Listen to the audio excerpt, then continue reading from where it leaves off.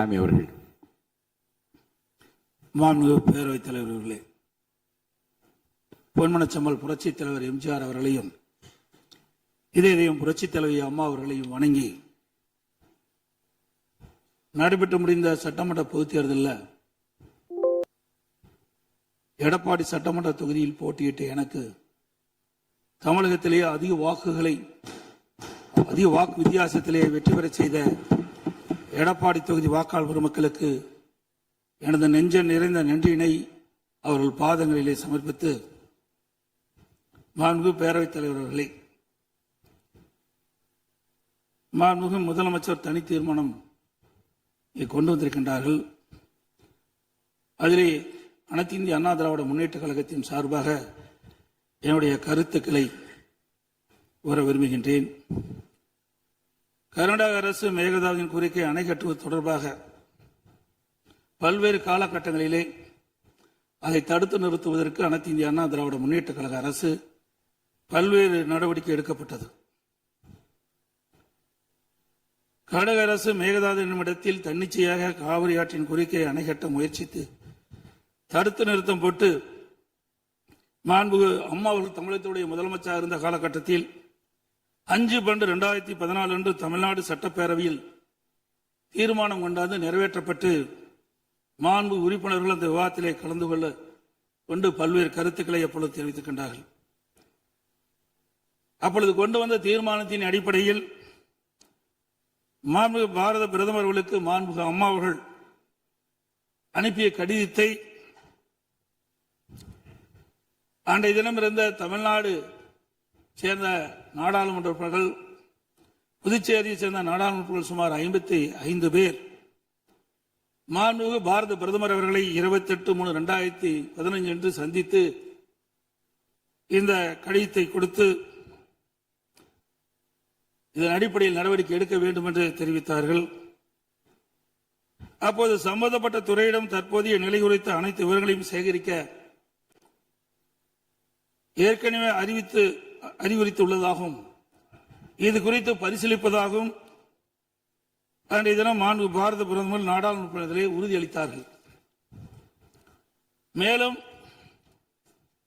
மாண்புமிகு அம்மா அவர்கள் தமிழகத்தில் முதலமைச்சர் இருந்த காலத்தில் 25/4/2015 அன்று மாண்புமிகு பாரத பிரதமர்களை நேரிலே சந்தித்து மேகதாது திட்டத்தினை கர்நாடக அரசு செயல்படுத்தக்கூடாது என கர்நாடக அரசுக்கு அறிவுறுத்தும்படி கோரிக்கை விளக்கென கடிதம் பிரதமருக்கு அளித்தார்கள்.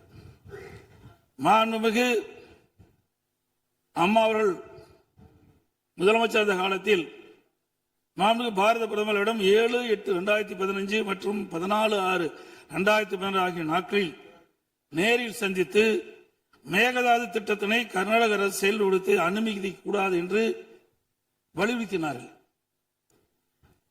மாண்புமிகு புரட்சித் தலைவி அம்மா அவர்கள் மேகதாது அணை உட்பட காவிரி ஆற்றின் குறுக்கே கர்நாடக அரசு காவிரி நடுவர் மன்ற இறுதி ஆணையை மீறும் வகையிலும் தமிழ்நாடு அரசின் இசைவு பெறாமலும் எந்த ஒரு திட்டத்தையும் செயல்படுத்த உத்தேசிக்குமானால் தமிழ்நாட்டின் உரிமையை நிலைநாட்ட சட்டப்பூர்வமான அனைத்து நடவடிக்கைகளும் தமிழ்நாடு அரசு மேற்கொள்ளும் என 18/8/2016 அன்று இம்மாமன்றத்தில் 110 விதியின் கீழ் உறுதிபட தெரிவித்தார்கள்.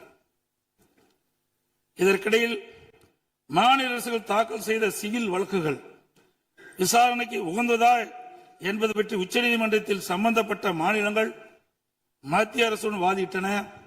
9/12/2016 அன்று உச்சநீதிமன்றம் அளித்த ஆணையில் இம்மனுக்கள் உச்சநீதிமன்றத்தின் விசாரணைக்கு உகந்தவை என தீர்ப்பளித்து அதன் பின்னர் ஜூலை 2017 முதல் செப்டம்பர் 2017 வரை இறுதிக்கட்ட வாதங்கள் உச்சநீதிமன்றத்தில் நடைபெற்றன.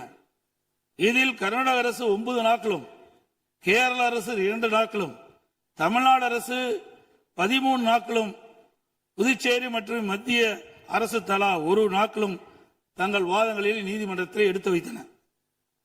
அனைத்து தரப்பு வாதங்களையும் கேட்டிருந்த உச்சநீதிமன்றம் 16/2/2018 அன்று தனது தீர்ப்பினை வழங்கியது. இத்தீர்ப்பின் முக்கிய அம்சங்கள் பின்வருமாறு: பன்மாநில நதிகள் தேசிய சொத்து, எந்த ஒரு மாநிலம் தனி உரிமை கோர இயலாது என்று நவம்பர் 1991 ஆண்டிய உச்சநீதிமன்றத்தின் கருத்து இத்தீர்ப்பில் மீண்டும் உறுதி செய்யப்பட்டுள்ளது. 1892 மற்றும் 1924 ஆண்டிய ஒப்பந்தங்கள் செல்லத்தக்கதல்ல என்ற கர்நாடகின் வாதம் ஏற்றுக்கொள்ளப்படவில்லை. கர்நாடக அரசு தமிழ்நாட்டின் பாசன பரப்பான 24.7008 லட்சம் ஏக்கர் என்பதை 21 லட்சம் ஏக்கர் என குறைக்க வேண்டும் என நடுவர் மன்றத்தின் முன் வாதிட்டது. இதனை காவிரி நடுவர் மன்றம் ஏற்றுக்கொள்ளாமல் தமிழ்நாட்டின் பாசன பரப்பு 24.708 லட்சம் ஏக்கர் என அதன் இறுதி தீர்ப்பில் குறிப்பிட்டுள்ளது. இதனை உச்சநீதிமன்றம் ஏற்றுக்கொண்டுள்ளது.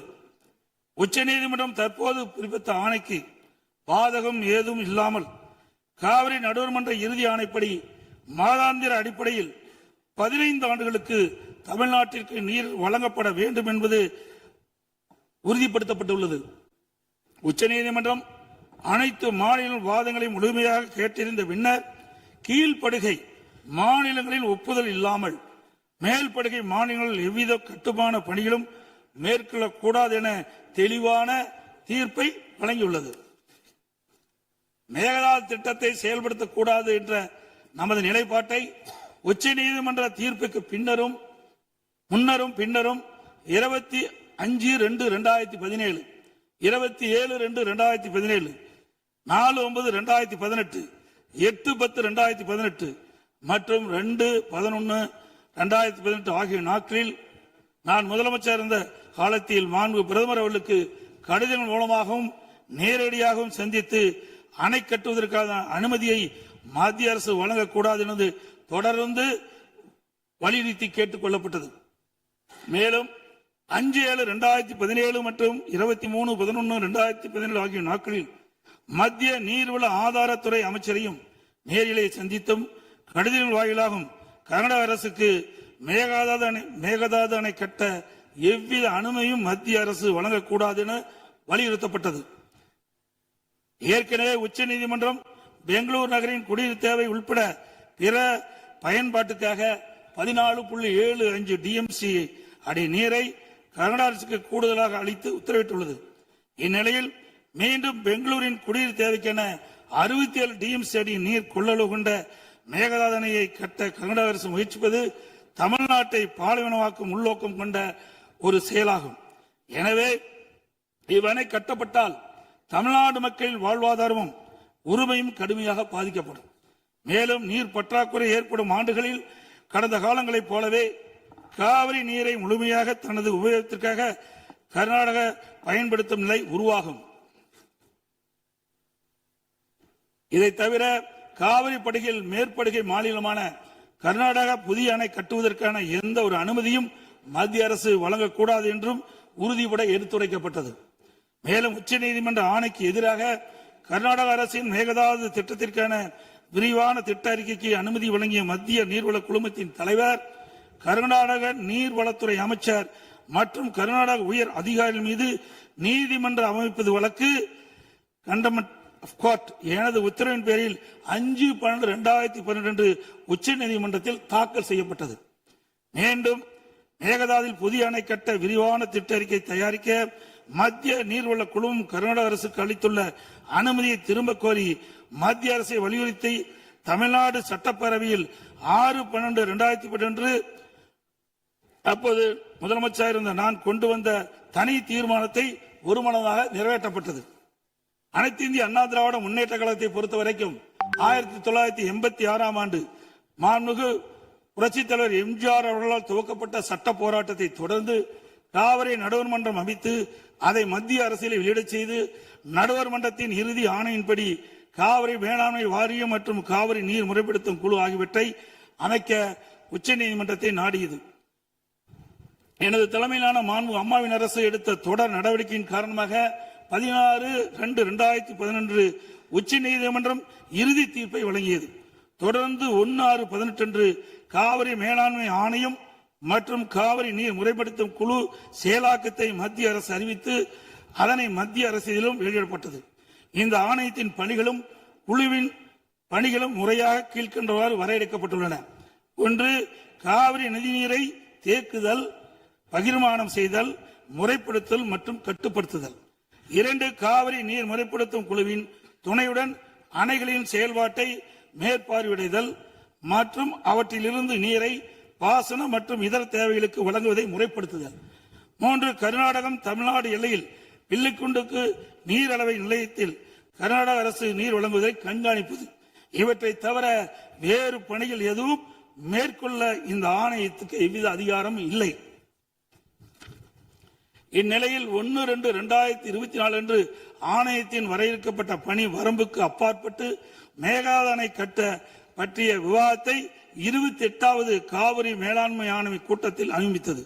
அப்போதைய திமுக அரசு இதனை கடுமையாக எதிர்த்து வெளிநடப்பு செய்தது குறித்தும் ஆணையம் அதன் அதிகார வரம்பிற்கு சம்மதமில்லாத மேகதாது அணை கட்டுவது குறித்த கருத்தை மத்திய நீர்வள கமிஷன் பரிந்துரைத்துள்ளது குறித்து அப்போதைய திமுக அரசின் கவனத்திற்கு நான் கொண்டு வந்தேன். குறிப்பாக 14/2/2024 அன்று சட்டமன்றத்தில் நான் எங்களது ஆட்சி காலத்தில் கர்நாடக அரசு மேகதாது அணை கட்டுவது குறித்து விவாதிக்கும் அதிகாரம் ஆணையத்திற்கு இல்லை என்றும் 2018ஆம் ஆண்டு மேகதாது அணை குறித்து பிரச்சனை மத்திய நீர்வள கமிஷன் பார்வைக்கு சென்றபோது எனது அரசு 5/12/2018 அன்று மத்திய நீர்வள கமிஷன் என்ற இயக்குநர் மீது உச்சநீதிமன்றத்தில் நீதிமன்ற அவமதிப்பு வழக்கை தொடர்ந்து என்றும் இன்னும் அவ்வழக்கு நிலுவையில் உள்ளது என்றும் திமுக அரசு தொடர்ந்து நடத்திட வலியுறுத்தியதோடு தமிழக நலன் பாதுகாக்கப்பட வேண்டும் என்பதையும் உறுதி செய்யும் வலியுறுத்தப்பட்டது. இந்த நிலையில நாம் ஏற்கனவே உச்சநீதிமன்றம் அளித்த தீர்ப்பு நமக்கு ஒவ்வொரு ஆண்டும் கர்நாடக அணையில் இருந்து 177.25 டிஎம்சி தண்ணீர் திறக்கப்பட வேண்டும். ஆனால் அவர்கள் முறையாக திறக்கப்படுவதே இல்லை. ஒவ்வொரு மாதம் நாம் போராடிதான் கர்நாடக அணையிலிருந்து தமிழ்நாட்டிற்கு தண்ணீரை பெற்று வந்து கொண்டிருக்கணும் என்பதையும் நேரத்தில் சுட்டிக்காட்ட விரும்புகின்றேன்.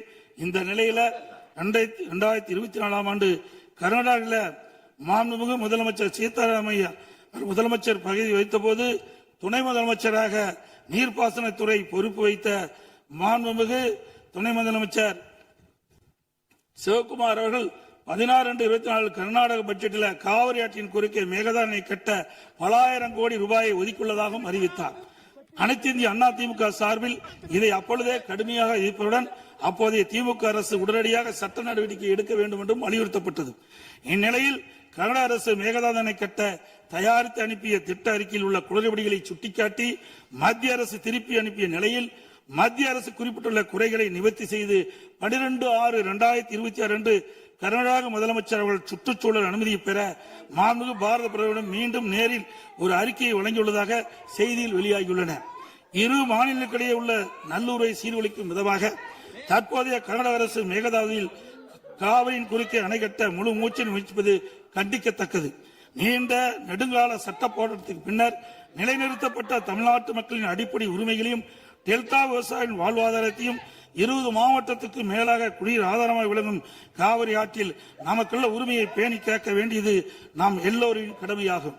கர்நாடக அரசு காவிரி நடுவர்மன்றம் 5/2/2007 அன்று அளித்த இறுதி தீர்ப்பை மதிக்காமலும் 16/2/2018 அன்று உச்சநீதிமன்றம் அளித்த இறுதி தீர்ப்பை மதிக்காமலும் தன்னிச்சையாக மேகதாதுவில் அணை கட்ட நிதி ஒதுக்கீடு செய்தும் திருத்திய தொழில்நுட்ப திட்ட அறிக்கை மீண்டும் இம்மாதம் மத்திய அரசிடம் சமர்ப்பது கண்டிக்கத்தக்கது அனைத்து இந்திய என்பதை இந்த நேரத்தில் தெரிவித்து அனைத்து இந்திய அண்ணா திராவிட முன்னேற்ற கழகத்தின் சார்பாக மாண்பு முதலமைச்சர் அவர்கள் கொண்டு வந்த அரசின் தனி தீர்மானத்தை ஒருமனாக ஆதரிக்கின்றோம். மாண்புமிகு எதிர்க்கட்சி தலைவர் அவர்கள்.